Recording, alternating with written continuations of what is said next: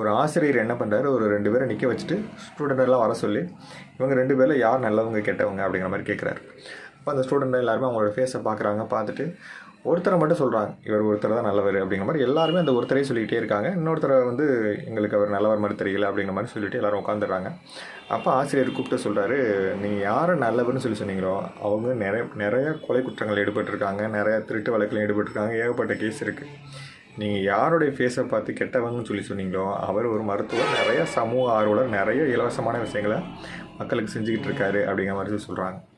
இதை ஏன் நான் சொல்கிறேன் அப்படின்னா, இன்றைக்கி நிறைய பேர் அப்படி தான், ஒருத்தர் உருவத்தை பார்த்து இவர் நல்லவர் கெட்டவர், இல்லை ஒருத்தன் ஸ்டைலாக நடக்கிறான், ஸ்டைலாக போகிறான், ஸ்டைலாக சிகரெட் அடிக்கிறான், ஸ்டைலாக பைக் ஓட்டுறான், ஸ்டைலாக குடிக்கிறான் அப்படிங்கிற உருவத்தை வச்சு அவங்க மேல்போக்கான ஒரு விஷயங்களை வச்சு இவங்க நல்லவங்க கெட்டவங்க நம்ம முடிவு பண்ணிகிட்டு இருக்கோம்.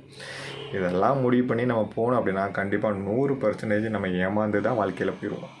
தயவு செஞ்சு நல்லா டீப்பாக பழகி நல்லா யோசித்து வாழ்க்கையில் ஒருத்தரை செலக்ட் பண்ணும்போதே ஒரு சுயநலன்னு ஒன்று எட்டி பார்க்கும்போது நம்மளை தூக்கி எரிஞ்சிட்டு போகிறவங்க எத்தனையோ பேர்.